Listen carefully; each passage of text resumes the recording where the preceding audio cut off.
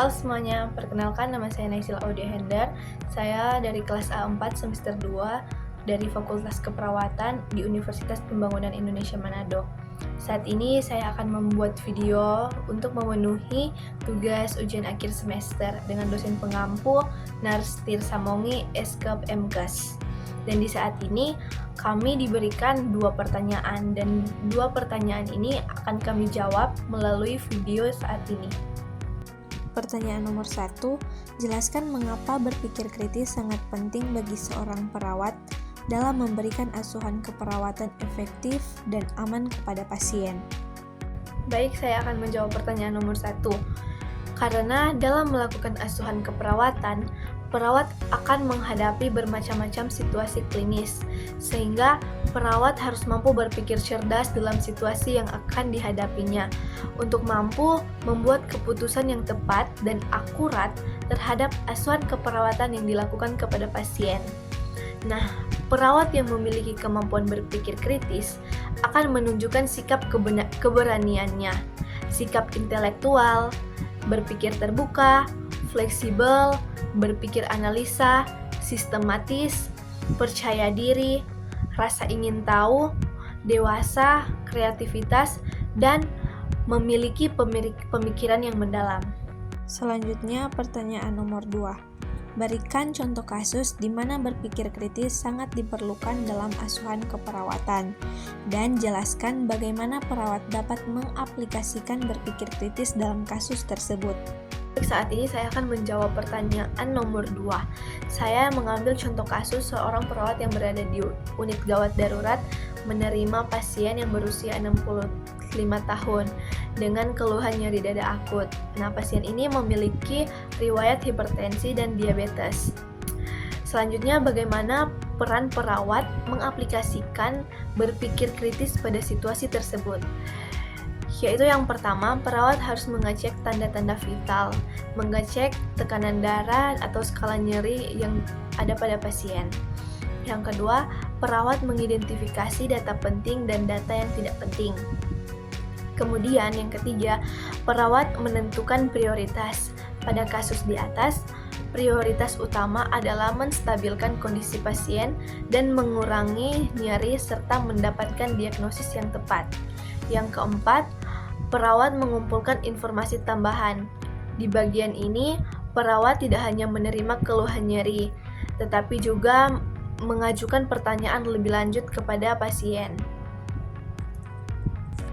Dan yang kelima, perawat menggabungkan informasi dan membuat hipotesis atau intervensi dan interpretasi.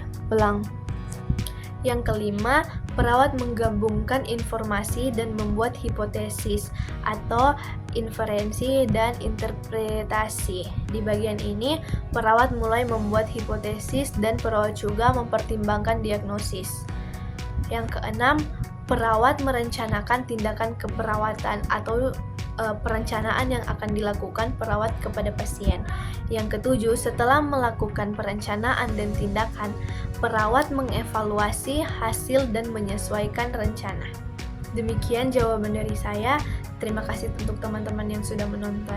Nah, sekedar informasi untuk teman-teman semua, jangan lupa bergabung dengan kami di Universitas Pembangunan Indonesia Manado. Dan untuk video lengkapnya mengenai Universitas Pembangunan Indonesia Manado, silakan simak di video selanjutnya. Terima kasih.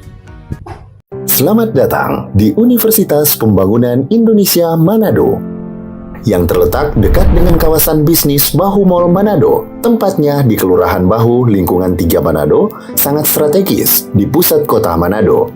Dibangun di atas lahan seluas 2,5 hektar, Universitas Pembangunan Indonesia Manado berdiri megah dengan ruangan 7 lantai, terdiri dari ruangan kelas, ruangan kantor, perpustakaan, laboratorium komputer, laboratorium keperawatan, pengadilan semu, dan laboratorium bahasa, kantin, serta rooftop di lantai atas.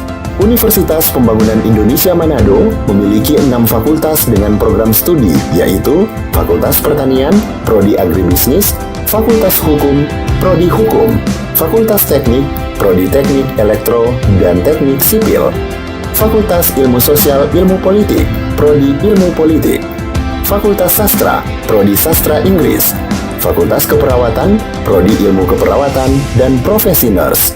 Didukung oleh sumber daya manusia yang berkompeten dan tersertifikasi, Universitas Pembangunan Indonesia Manado memiliki dosen dan tenaga kependidikan dengan latar belakang S2 dan S3 lulusan dalam dan luar negeri.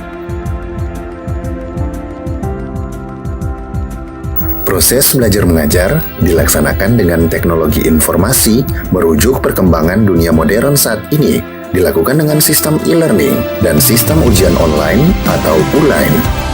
Hasil tracer student Universitas Pembangunan Indonesia Manado dan fakultas menyebutkan lulusan UNPI sudah tersebar di dalam dan luar negeri.